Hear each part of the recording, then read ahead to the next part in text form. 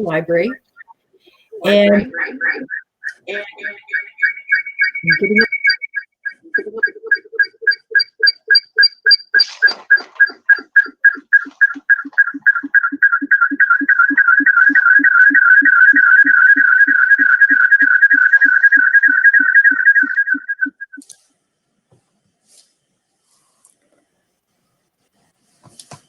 okay, can you hear me now? Okay, sorry about that. A little technical difficulties. We just want to thank you again. The library's commitment to hearing and supporting Black Americans, it's based on our values. We are open, we are connected, we are dynamic, we are unique, and we are kind. And standing for Black Lives Matter is not a political issue. This is a human rights issue of our time. And that's why we're having these conversations. Sometimes they get uncomfortable, but it's okay because it's really necessary for us to do our work and reflect on our personal lives and what's happening in our communities so that we can commit to making things right for our Black colleagues, our neighbors, our friends, our loved ones. And it's not possible for us to support the Hispanic communities if we do not commit to Black Lives Matter. We can't stand up against the racism that Asian Americans continue to experience with COVID-19 without affirming that Black Lives Matter. I encourage all of you to visit our anti-racist webpage at pgcmls.info/anti-racism. Our staff has curated a wonderful realm of resources, books, videos, movies that matter. And we are so pleased to present this program to you with the in conjunction with the Prince George's County Human Relations Commission. So we continue to talk about important issues. And we also hope that you'll join us on Monday, July 20th at 7 p.m. Eastern Time for a talk by Dr. Ibram Kendi, who is the author of How to Be an Anti-Racist. And you can register at kendipgc.eventbrite.com. We're also very fortunate to have two wonderful discussion leaders today. We have our own Michelle Hamiel, the library's Chief Operating Officer for Public Services. Michelle is an expert and widely regarded as a leading voice on equity, diversion, and inclusion in public libraries. She's going to be working with the Urban Library Council on initiatives that will go across the country. Kyla Hanington is the outreach coordinator for the Prince George's County Human Relations Commission and a library bestie. And Kyla also works on local civil rights and is a longtime partner of the library. So I join you as I look forward to listening and joining the discussion. If you have any comments or questions, please type them into the chat or comment box on your viewing platform. Thank you. Enjoy the conversation. We look forward to hearing from you.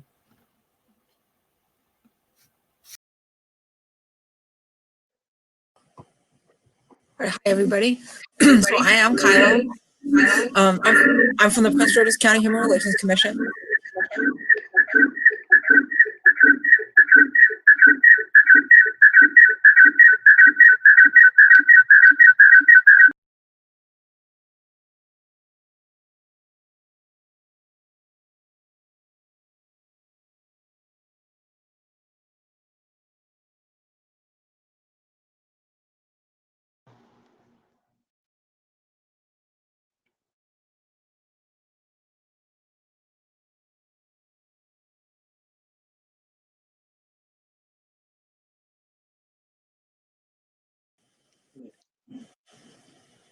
Okay, can everybody hear me now?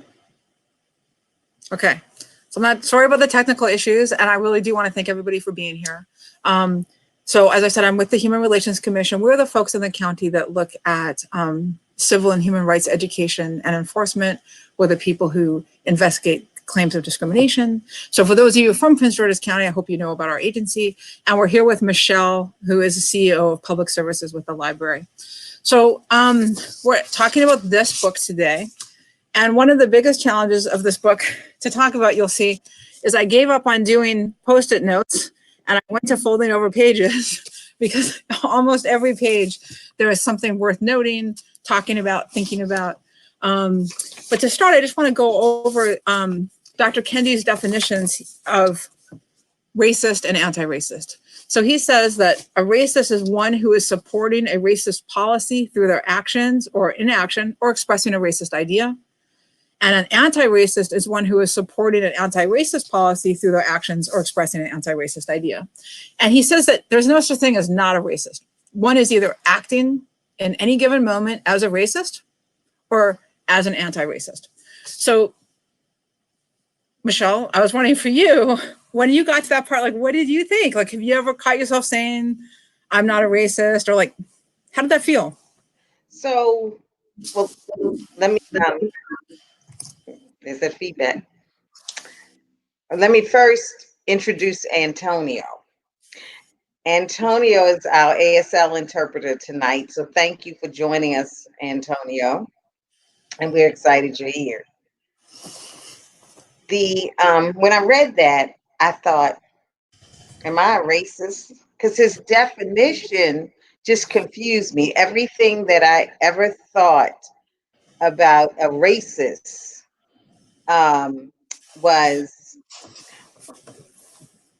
it just kind of threw me, because what I've always thought of as biases or biases, he's describing as racism. And so that was troubling for me, because even when I teach diversity trainings, it's more, search yourself. You've got to know who you are to discover your biases. So when I read this, it was, okay, search yourself to figure out if you're a racist. And you're either one or the other. And there's no in between. Because, I walk around saying, I have some biases. But he's saying I'm either a racist or an anti-racist. And if you read further, it talks about even supporting racist policies. So, I mean, everything that I've learned about who I am, I'm rethinking after reading this book. Well, I thought it was interesting too that he was saying even that one cannot be a racist or be an anti-racist. One is acting in any given moment as one of those things.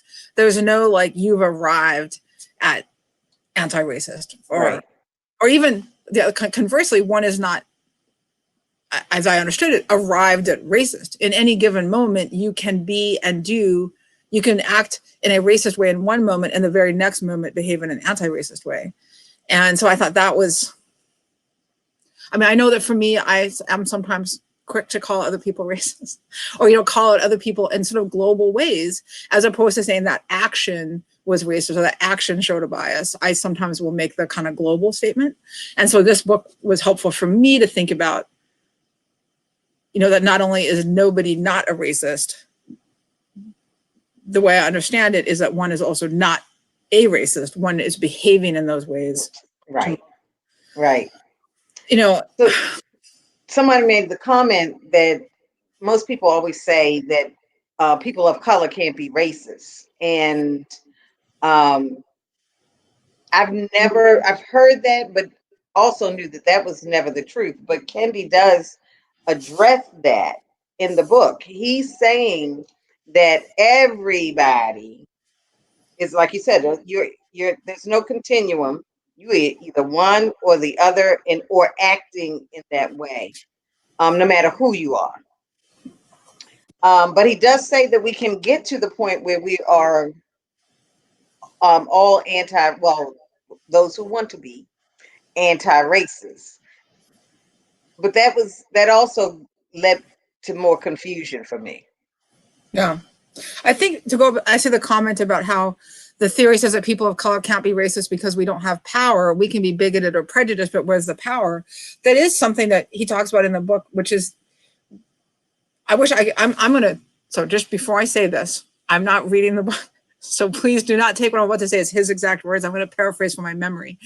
But that when we make those statements, we are actually taking away the power, that there is limited power. And he specifies that it's limited, but that Black folks and people of color are in positions of power. So for instance, he used an example of people who are leaders of Fortune 500 Black folks who are leaders of those companies. To say that only white people have power then says that those folks didn't have power to make hiring decisions or change their company. And the larger issue with that is by denying that anybody that's not white has power, actually removes that power from them. It erases an important part of power. And so for me, this was new too, because I had always heard that and tried to not, as you know, Michelle and I have talked we've done other book discussions and talked about our biases or that we all have biases, but being very careful to not attribute racist to anybody who doesn't look like me. Exact reason, because of the power issue. And then in this book, to have them address that, I thought it was new. I'll just say it was new. It was very new to me. So. Well, but the other thing is, I think in most trainings, what he attributes to having the power, we attribute it to privilege. Mm-hmm. So again, I think it's a relearning of terms for me. Right. Yeah. Yeah, and shifting how we think. Like one of the big things that I saw in this that really, I should have thought of this, but I didn't. And I'm going to be honest, I read the book and he talked about HBCUs. Mm-hmm. And so for my friends from Canada, Hbcu is a historically Black college and university, Hbcu. So there's HBCUs and there's PWIs. Well, he's at HWCUs is what he's saying. What's PWI?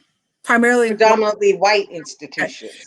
Okay. So this was the HWCU. And if you think about it, this is divided into HBCUs or HWCUs. Until I read it in this book, I had not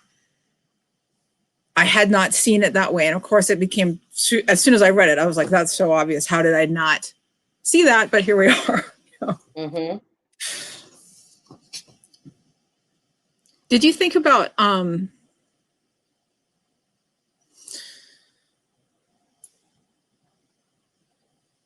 I was just thinking about we had talked about the racial identity piece. Mm-hmm. So for those of you who haven't got to the book yet, there's a part where Kendi talks about when he first became aware of his racial identity. Michelle, and so for him, he was like, can you imagine? I think he was 7 years old and he first sort of became aware of that. Yeah. And so for me, you actually made me think of that, Kyla, because I started thinking, okay, when was I first aware of race? What I'm told, because I don't remember, when the neighborhood that I grew up in was predominantly white, but like most neighborhoods in cities, as African Americans move in, the white people move out. And I went to a predominantly Black elementary school. And after talking to you, I remembered that Mary Bahadur, I just remember, I loved her name, was the only non-Black person in the school. But that never didn't bother me. That, I never thought about it as far as I know. Then I went to middle school and we had more, because I got bused, and we had more white people than we did Black.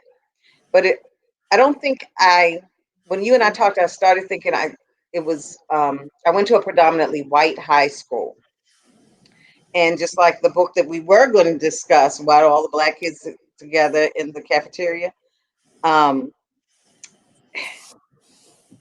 that happened. But again, I don't think I was as culturally aware as I would have liked.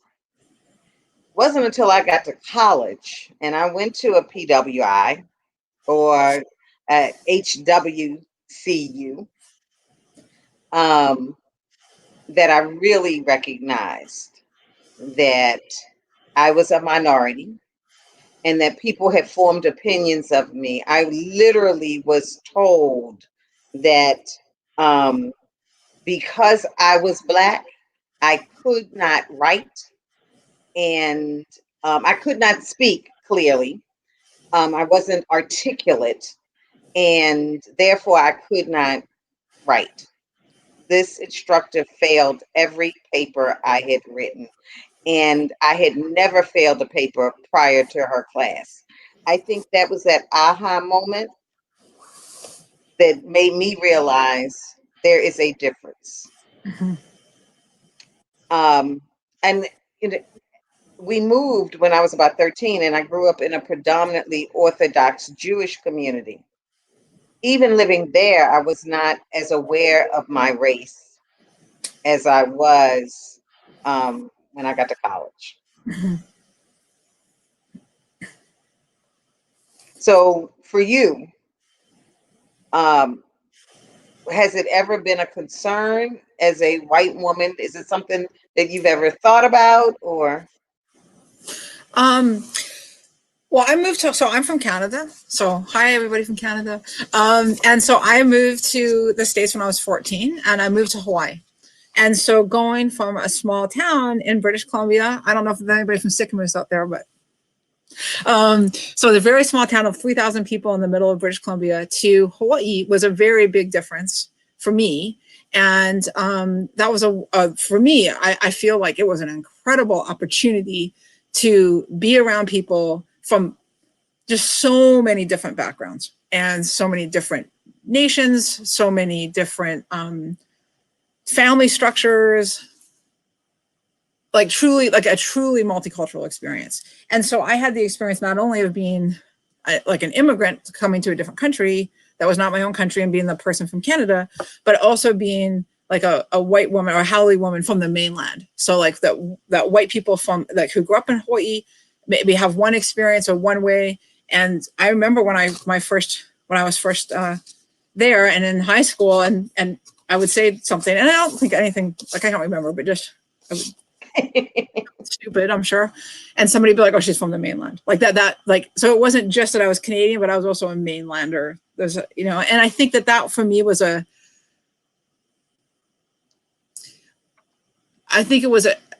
was very fortunate in my life to move to a place where I was a minority and where there was an incredible diversity of people that I, at a relatively young age, at 14, that I got to learn from and sort of realize the world wasn't only this little small town in the middle of British Columbia that was like all that I knew.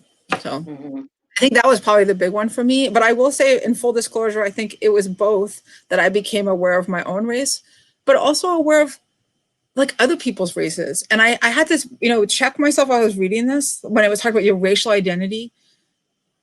Was that the moment that I realized my own racial identity, or was I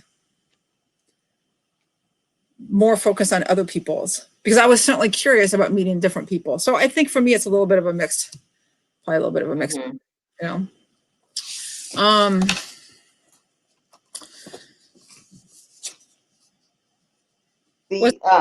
ahead. I was gonna say, Kendi said, like fighting an addiction, being an anti-racist requires persistent self-awareness, constant self-criticism, and regular self-examination. So that's, like I said earlier, that I've always said that's what we need to do to recognize our biases. Mm-hmm. So if this is what we have to do to be an anti-racist, and it is like an addiction, I guess my question really is for you, Kyla. What happens when we get off the wagon? Does it get off the wagon? Is that the right term? If we were, I'm an alcoholic, you fall off, and then you do what you need to do to stop drinking again. What do we, if we fall, because if we fall off, doesn't that mean that you didn't do the self-examination? You didn't do what you needed to do to be an anti-racist. Well, the way I understood what Dr. Kendi is saying is that in any moment that you'd never arrive. And so why do the work? Well, so this is where I found the book, and I would love to, if people have already read it, I'd love to have a little chitter chatter in the chat box, because one of the things that I found, I feel like I need to read this book 6 times Yep.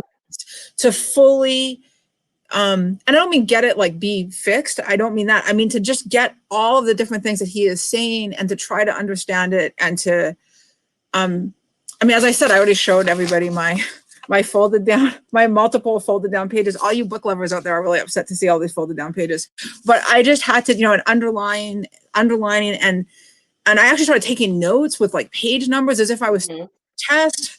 And it was like, no, I just have to come back and read it again. And so I think the way I understand it is that there isn't you don't fall off the wagon so much as you're constantly working, you're constantly doing work and trying to be aware. And so like, use the example of being an alcoholic. So I guess in that case, yes, you don't pick up the next drink. Okay. But also you have to make the conscious decision that when you're out and about or with a friend or at home or where, like, you're not behaving in that way. So it doesn't just go away. You have intentionality there. And so I think, does that answer your question about at least how I experienced this part of it, that we don't ever arrive, is how I take it. Let me look, because I did ask a question in the chat box about how other people who had read it experienced it. So I'm just doing a quick scan here.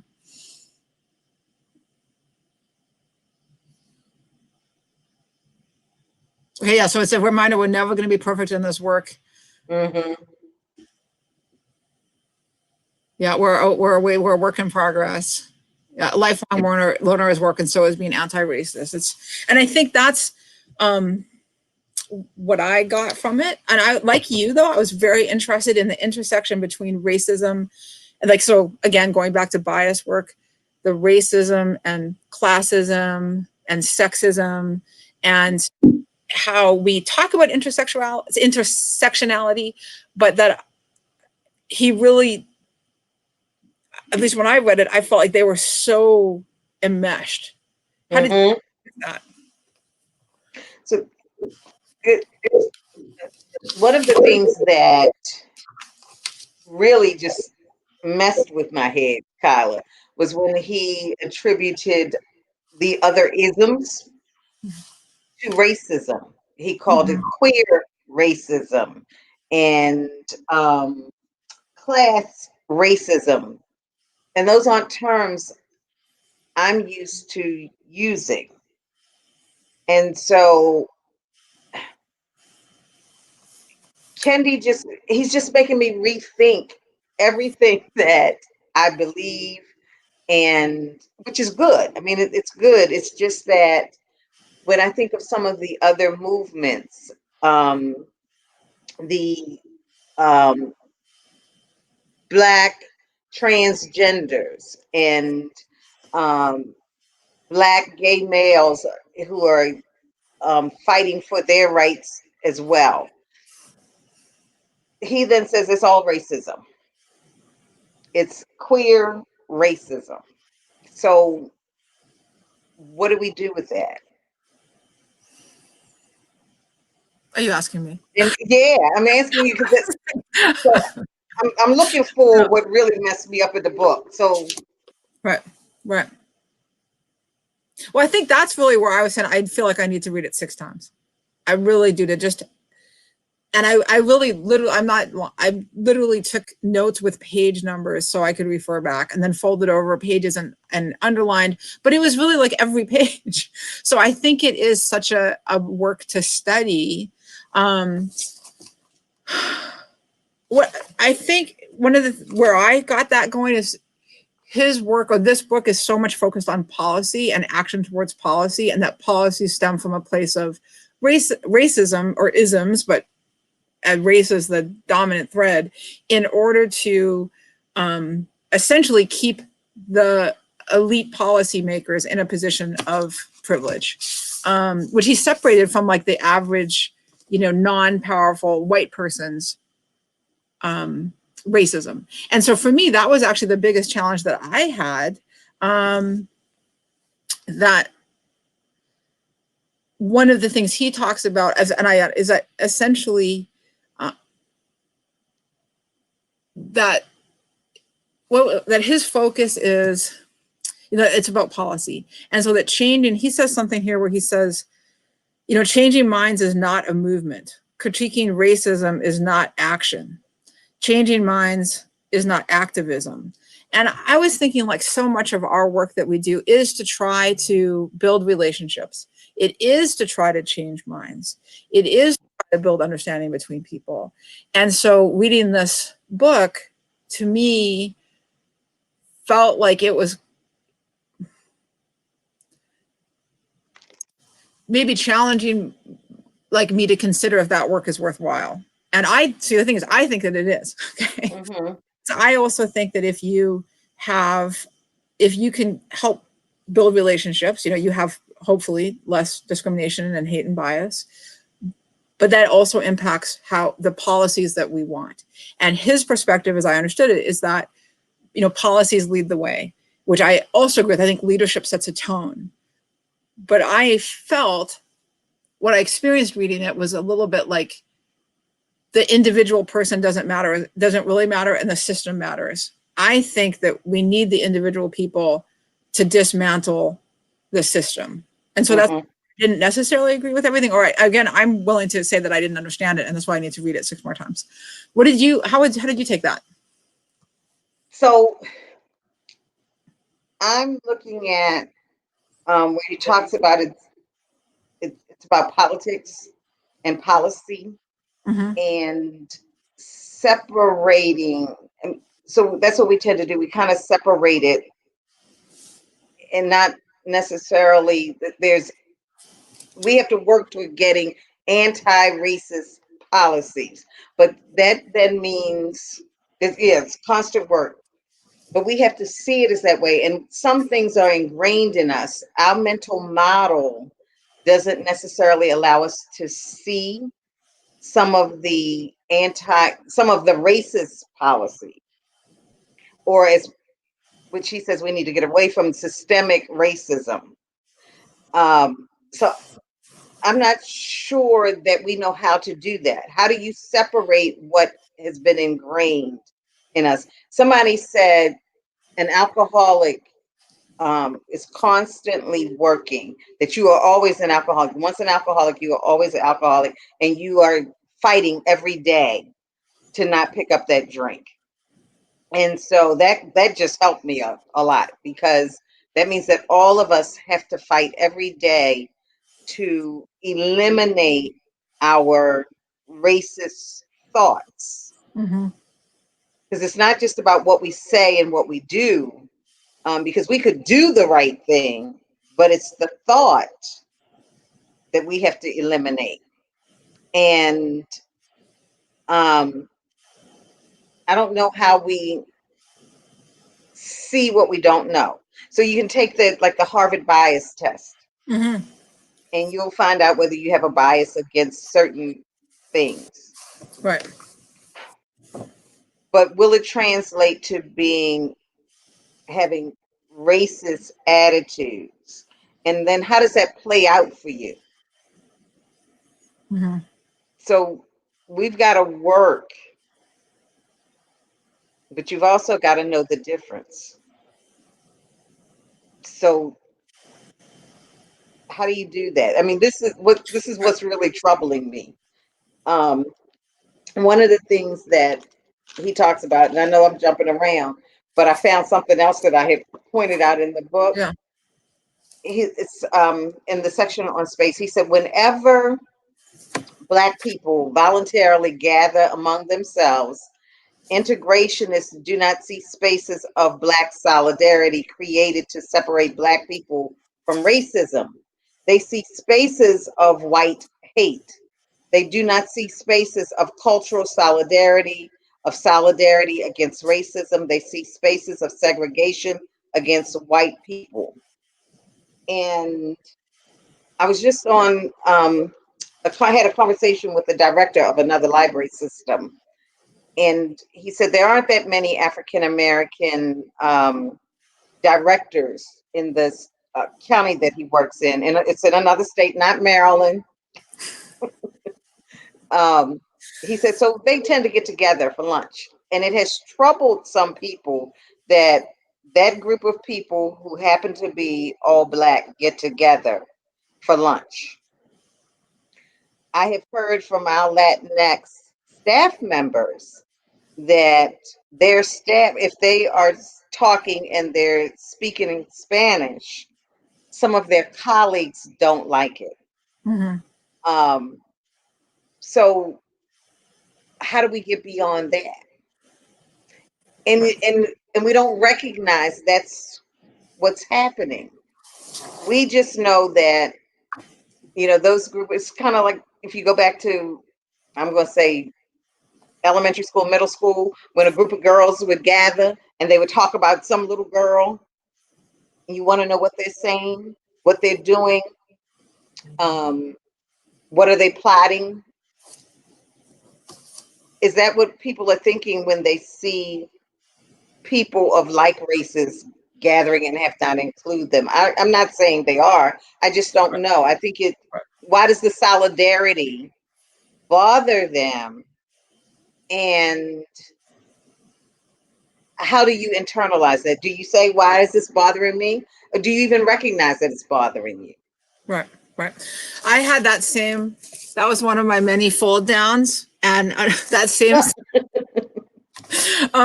because it is, I think it's a really good point. And I think to sort of, one of the things he addresses in the book too is identifying how that situation, like a group of Black people gathering together in solidarity, being different than white folks gathering together to avoid other races. That there is a difference between those things, though not the same thing. And I think, you know, he talks a lot about like assimilationists versus segregationists, and you know, sort of on this sort of pathway, which, and those things are not the same things as obviously segregationists, but assimilationists may perceive themselves as being not racist.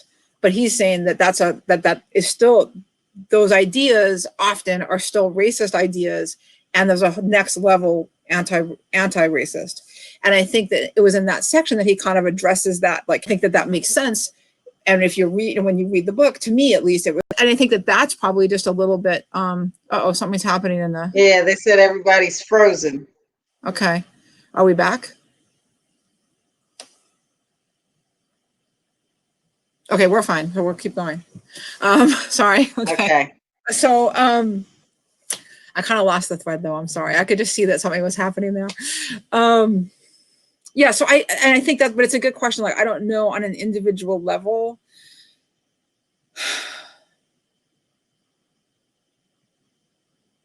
If your colleagues who all happen to be different, like if you have 5 male colleagues, let's put it this way. If you have 5 male colleagues and they all go out for lunch and they don't invite you.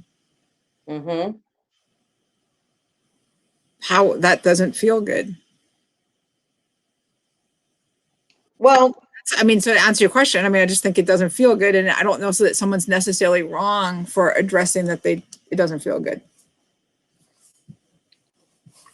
Someone's saying they're among the first Black to integrate schools in Delaware. So I was scrolled too fast. I can't. Yeah, I'm. So there were incidents such as words which reflected prejudice. This is a whole other way of looking at this, but it must be addressed because there were deep undercurrents of misunderstanding on all sides. Race was not addressed directly, is what this person is saying, when they went to school. So things happened, but it wasn't directly addressed, is what I understand. Okay. Comment. Okay. I don't know. What about you? So you asked the question, but let me turn it back to you. Like, what do you think?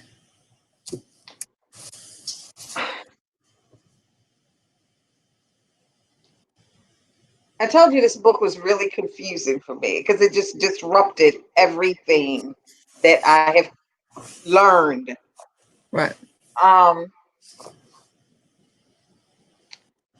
And because I'm one of those people who I could care less, so if I go out, you know what, Kyla, I'm wrong. So okay, you know how I always open up and show a little piece of me. Sometimes I think I am more concerned of the perception. So when I go in a room and let's say there's a table of all African Americans and there's a space there, I may choose, even if some of them are my friends, I may choose not to sit there because I don't want people to think that I am a racist and wouldn't be willing to sit next to someone else. Okay.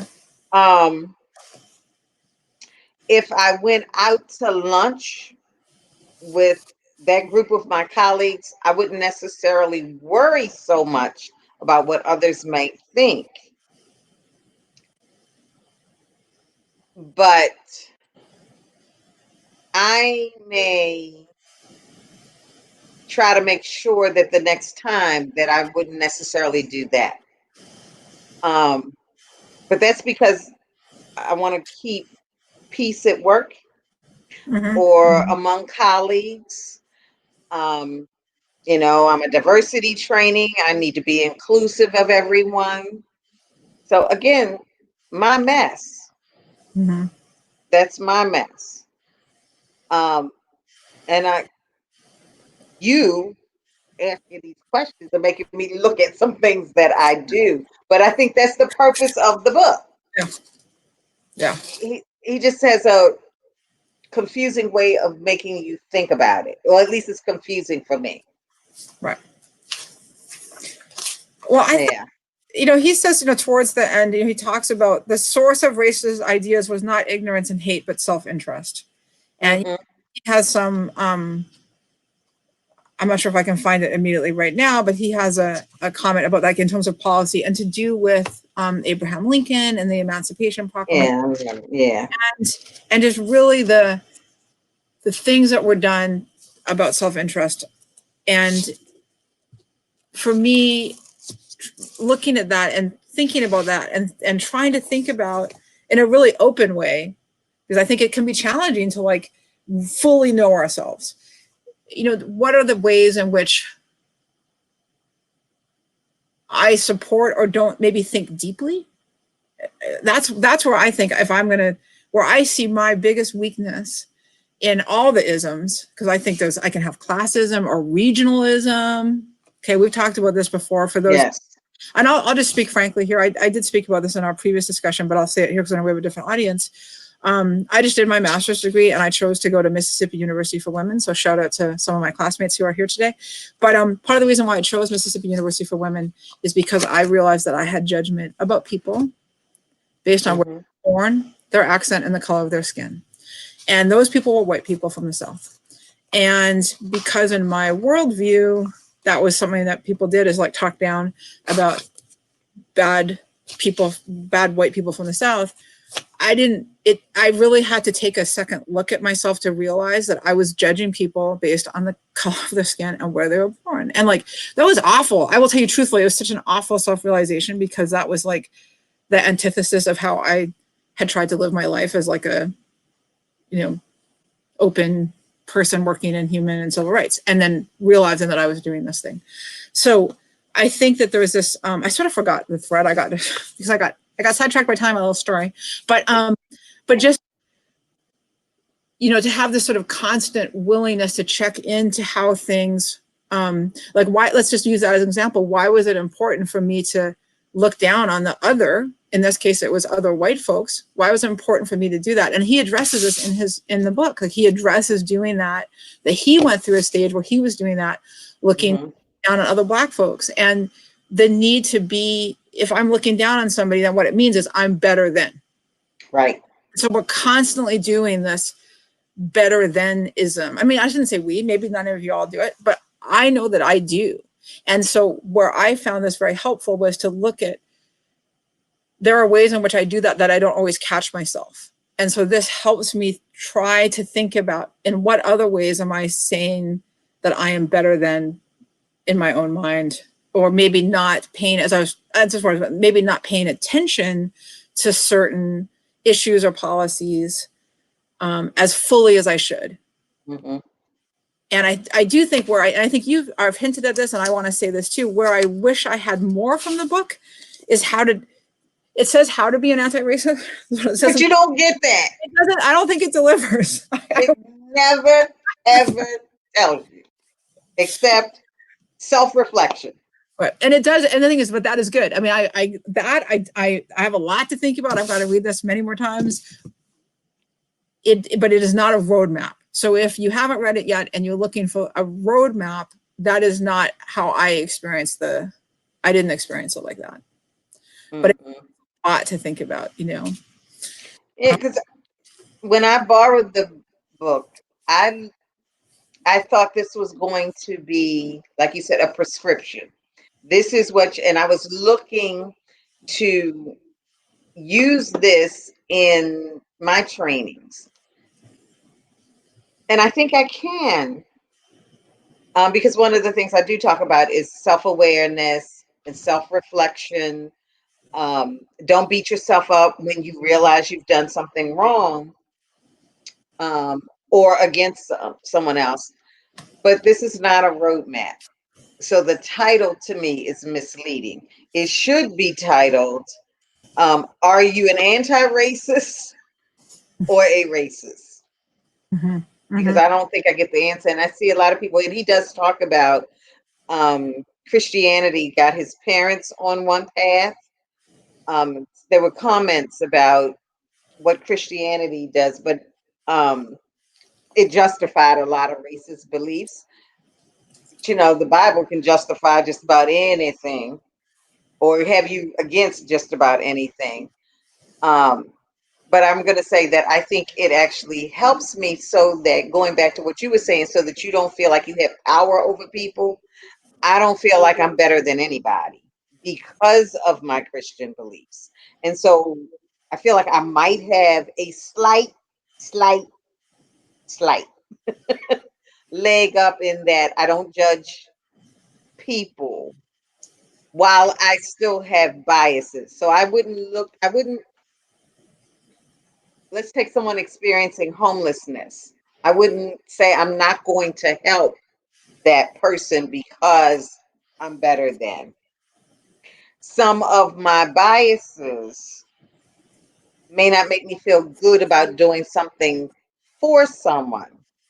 So, you know, the story that I think I shared it the last time, that I know I have a bias or I had a bias and I treated someone poorly. They had treated me poorly first. But usually I'm one of those people that I can take on poor behavior and not give it back to them. But because of my biases, I was not able to do that. I think that the more you examine yourself, well, first of all, according to them, I'm a racist. I was a racist in that moment. Right. But if that thought comes to my mind toward a group of people, doesn't that mean I'm a racist all the time? According to him. I really felt like what his was saying was that it's moment to moment, which is a positive thing because we have power moment to moment, that we're not stuck in a place. So to me, the book is about giving all of us our agency to act and to be, to a great extent, to be self-forgiving. If in this moment I behaved in a racist way, it's not over for me. That the next moment I can be actively better and you know, build more and more and more and more and more on those, you know. I will say I know that our wonderful friend Antonio, our interpreter, has a hard stop at 8, and I see that we have 7 questions. So I thought I'd pop. Wow. Well, yeah, Should we look and see what we got were here? Supposed to stop a long time ago. Okay, we're gonna stop and see. I'm just gonna pull some up here. Oh, it looks like these are all things I think that, okay, so here that the Carmen said, what should parents of Black children do? For self-identity purposes, should they put their kids in primary Black schools or white? I think that what you really need to do is to make sure they know their culture, they know their history, they know that they are loved, and really help to build their self-esteem. Being in an all Black institution has its benefits, but that's not the world we live in either. So, I think building self-esteem and knowing their history, knowing some of the horrible experiences that African Americans have had, but also I think it is also being truthful to them when they're ready to hear it or handle it, some of the things that they may face, and helping them to be able to deal with that. And I can tell you, so I have 2 African American children, and both of them have been in schools that were, I'm going to say, predominantly white. My son decided when he was going to college, he's old and married, and I have 2 grandbabies, but many, many years ago, he decided he wanted to go to Penn State. Huge campus. We went on campus and for a tour, and the entire time we were there, we saw one African American person. He said, I can't go here. I'm not going to be comfortable here. That had always been his college of choice. He ended up adding Maryland to his University of Maryland to his list. Absolutely, first day on campus, saw the diversity and was like, this is the school for me. My daughter, predominantly white institution, when she got out of that institution, she was like, I'm going to an HBCU. There's no way. And she will tell you now, I missed something, because she was only around people like her. Okay. And so, it's one of those 6 in one hand, half a dozen in the other. She didn't experience the racism that my son experienced at Maryland. But that's a totally different. While he liked Maryland, he experienced a lot of racism.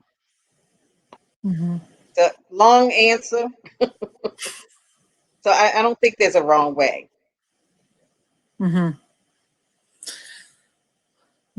We have another question. I'm interested in how to go about reviewing workplace policies and protocols to identify what policies are rooted in racism that we might not even know about. Are there ideas or resources to help guide that? And that's from Don. Wow. Kyla, that sounds like something for you. Have you experienced that? That sounds like something that I need to look into, actually. So one thing, Don, I wonder if there's a way, and maybe we can get our library person to help us with this. The person behind the scenes is, if I can get your email, I'd be happy to do some research and come back to you on that. But I will tell you that off the top, what I know right now, I imagine that there are. I just don't know what they are. Yeah. And I think the other thing is you're going to have to know the history of the culture of the organization. Right. But in terms of like a guide, guide you can get to take you through. I'm not aware of like one specific thing, but I would be happy to look into that. And I will say that there's certainly books like the one that we've done. Michelle and I did another discussion a couple months ago, I guess. It's been a couple months, Michelle, about what if I say the wrong thing. I have it right here. Do you have it? Book, yeah, this book right here. The book that we had planned to talk about tonight was this one. Changed it, so we're hopefully going to be able to get to this a different day. But there's certainly a lot of books about diversity and inclusion, and ideally one can learn and put together things, but in terms of dismantling an institution or evaluating that in terms of like a guidebook, that I'm going to have to look into. Yeah. And then we've got a few more questions, so let me just grab them here. And I am looking at the time. I realize, or Antonia, we've got a. Okay, so here's one. This is from Patricia Boyd. Can you talk a little bit about regional differences in the U.S.? We in Prince George's County are living in a diverse community where our doctors, teachers, neighbors come from many backgrounds, and many are Black professionals. Do we have more nuanced racist or anti-racist issues than other parts of the U.S. where many white people can live their lives never interacting with any Black people? Well, I don't know a whole lot about many regions. I think my experience has been north and south. Um,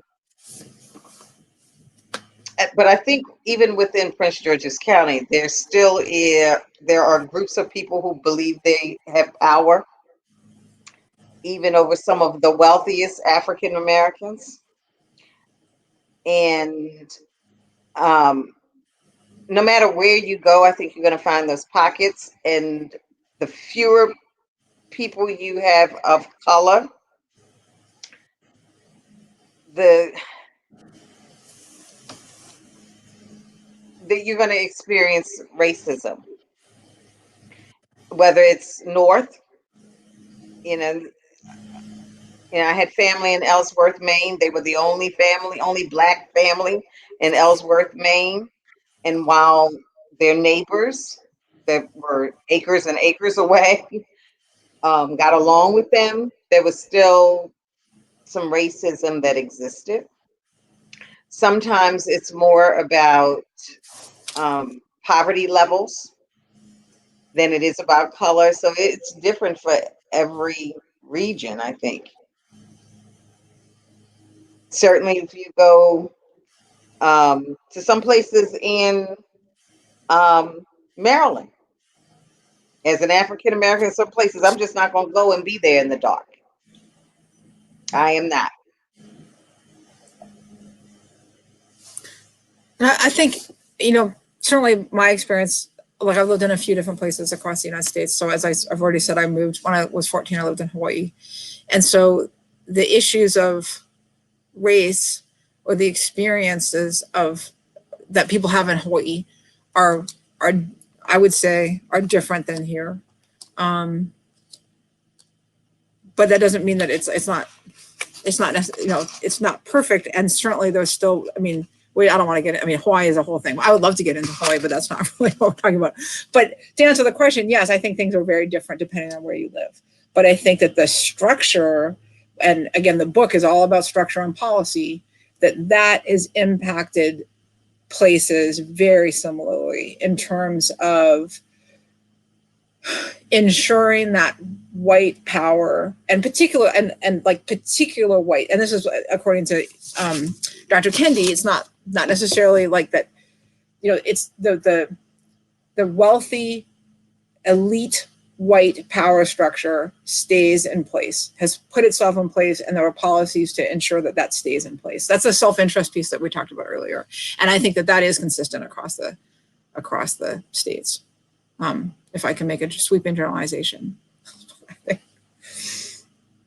Kyle, I see another question. It says, how do we function as a country if we dismiss assimilation? What commonalities do we need to make a country? And should we expect, for example, for everyone to learn a common language? So I'm going to start with the common language. I think diversity is amazing because you learn and you grow as you meet different people. And I don't think anybody should assimilate, because if you're going to assimilate, that says to me that sometimes you're giving up yourself. And I don't think we should ever be in a position of really giving up who we are. The thing that Howard County, I can't think of the name of it, but it was Howard County Library System started the what was that thing called? Everybody's at the table, and you had discussions. They also did the human book, and it kind of took off in the state of Maryland, but it It was about being nice and kind. Tonya, I know you're here. Tell me what I'm talking about. She said the On this longest table. table. There we go. And um, I think we have to do more of that. Roberta started talking, our CEO started having some community conversations when we closed for COVID. I think we have to do more of that. Not that we want to assimilate, but to learn about each other, learn about different cultures, and really ask questions and be willing to accept some hard questions. I think sometimes we don't want people to ask us questions, but we're willing to ask questions. I just think that we have to make ourselves vulnerable and admit what we don't know and get to know people better. The I just know that I don't want to give up who I am to be like someone else. Right. And I know that we're almost out of time, and we're getting a lot of thanks in the comment box that I hope Antonio, the interpreter, has seen, but let me pass them on. A lot of thanks for your presence and being here, Antonio. Yes, thank you, Antonia. And Hi, everyone. Can you hear me? Yes. Okay. Hi, everyone. I'm Nick. I'm the CEO for Communication and Outreach at the Prince George's County Memorial Library System. We unfortunately have to cut our evening at this moment, which is so sad because we could go on for hours and hours and hours. So there are a few things I'd love to share with you before we wrap up. First of all, thank you to Michelle and Kyla and Antonio, of course, as well, for bringing this conversation to all of us. This is really meaningful space that is safe that you've created for everyone that we appreciate. So thank you from the bottom of my heart on behalf of the library system for all of that and for your continued leadership and partnership. A few things to put in your ear to the viewers. If you are watching us from outside of Prince George's County, or if you are in Prince George's County and do not have a library card with us, you are all welcome to sign up for a temporary free virtual library card. All you need to do is go to pgcmls.info. If you are from outside of the county, that's totally cool too. This is a way to get some more access to ebooks and audiobooks that you might not be able to get in your home library, so check that out. The other thing that's really cool for county residents this summer, if you have children under the age of 5, you can get a free book sent to your child once a month up until their 5th birthday. It's completely free. It's supported by the library and the county executive here in Prince George's County, and also the Dolly Parton Imagination Library Foundation. This summer, we have a limited supply of copies of Dr. Kendi's new book, Antiracist Babies. So new registrants will get a copy of that book, which has been sold out and is on the bestseller list. So sign up right now if you're interested. You just need to go to pgcmls.info/free books, and you can get squared away with that. If you have not signed up for our summer library engagement program called Summer at Your Library, which is a partnership with the Washington Nationals, apologies to the LA people watching on Facebook. It was hard for you, but we won. I'm sorry. You can join us for Summer at Your Library. You can get free t-shirt, free books, Washington Nationals Grand Prize experience. Visit us at pgcmls.info/summer at your library for that. Then there are 2 upcoming events that I'd like to share with all of you. The first is Dr. Ibram Kendi's appearance with us here in Prince George's County and with a really amazing consortium of partners throughout the state of Maryland. He will be appearing with us virtually on Monday, July 20th at 7 p.m. The registrations are off the charts, so get in there right away if you'd like to sign up. It is presented by the Human Relations Commission, the Library System, Joe's Movement Emporium, and also the Prince George's Community College Center for Performing Arts, as well as 10 public library systems in Maryland made possible by the Maryland State Library and Institute for Museum and Library Services. So your federal library money is going to work and bringing these conversations to the forefront, which is really exciting. The next thing is that the next discussion in the Elephant We Don't See series will take place on the last Tuesday of July, and that date is Tuesday, July 28th at 7 p.m. Kyla and Michelle will discuss What If? Short Stories to Spark Inclusion and Diversity Dialogue by Steve Robbins. And then on Tuesday, August 25th at 7 p.m., we'll be back to discuss Blind Spot, Hidden Biases of Good People. Both of those books are available through the Prince George's County Memorial Library System ebooks, on our apps, and all kinds of other good things. We will be captioning and having live interpreters for the event with Dr. Kendi on the 20th, so that is all set. We are working with a local organization here in the county, and we appreciate all the requests that have come for that. If you have any additional accommodation requests for future events, please write to us at pr@pgcmls.info, and we will be happy to accommodate. Any last words before we wrap? Thank you so much. I'm looking at all the comments, and it is a work in progress. And I'm hoping, because the perfectionist in me wants to always be an anti-racist. Thank you, Great. everybody. Thank you, everybody. And thank you, library, for having the Prince George's County Human Relations Commission here. Antonio, you were just wonderful. And everybody in the chat box, so engaged. And I just appreciate you all tuning in. Thank you. Awesome. Thank you, Thanks, everyone. Kyla. And this program will be available on demand on the library's YouTube channel, which I'll put the link in here in the chat for you. So you can share this widely with your friends. We hope that this prompts you to have some book discussions with your own home community. And if you'd like more discussions like this from the library, just let us know. We'd love to facilitate these spaces. Thanks all, and have a wonderful, safe evening, and be kind to each other. And we will, day by day, make the world a better place. Yes. Thank you all for joining us.